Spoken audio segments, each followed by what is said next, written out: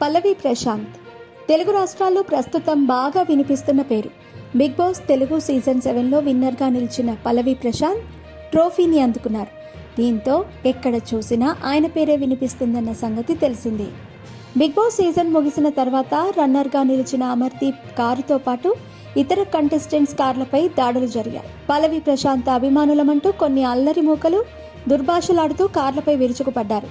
అయితే common మ్యాన్గా big boss హౌస్లోకి entry ఇచ్చిన పల్లవి ప్రశాంత్కి ఇంత సీన్ ఉందా, అభిమానులమంటూ దాడులకు పాల్పడేంతగా ఆయనకు ఫాలోయింగ్ ఉందా అనే అనుమానం ప్రతి ఒక్కరి మదిలో మెదులుతుందనేది తెలుస్తోంది. యూట్యూబర్గా పల్లవి ప్రశాంత్ తన కెరీర్ను ప్రారంభించారన్న సంగతి తెలిసింది.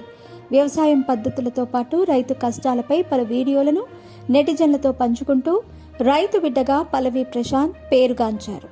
ఈ క్రమంలోనే కామన్ మ్యాన్గా బిగ్ బాస్ హౌస్లోకి ఎంట్రీ ఇచ్చిన పల్లవి ప్రశాంత్ తనదైన ఆట తీరుతో అభిమానులను సంపాదించుకున్నారు. దీంతోపాటు ప్రేక్షకుల మధ్యలో చెరగని ముద్ర వేసుకున్నారు. దీంతో ఆయన ఫాలోయింగ్ ఒక రేంజ్లో పెరిగిందని చెప్పుకోవచ్చు. Bigg Boss season final episode ముగిసిన తర్వాత అభిమానుల మధ్య జరిగిన రచ్చ తెలుగు రాష్ట్రాల్లో సంచలనంగా మారింది. బిగ్ బాస్ హౌస్ నుంచి బయటకు వస్తున్న కంటెస్టెంట్స్ కార్లతో పాటు అమర్దీప్ కారుపై పల్లవి ప్రశాంత్ అభిమానులు దాడులు చేశారు. అంతేకాదు, అటు అమర్దీప్ ఫ్యాన్స్, ఇటు పల్లవి ప్రశాంత్ అభిమానులు పరస్పరం దాడులు చేసుకుంటూ బూతులతో రెచ్చిపోయారు. అంతేకాకుండా అటుగా వెళ్లే సాధారణ ప్రజల వాహనాలపై కూడా దాడికి దిగారు. అభిమానం పేరుతో చేసిన ఈ ఘటనలో ఆర్టీసీ బస్సులతో పాటు పలు వాహనాలు కూడా ధ్వంసమయ్యాయి.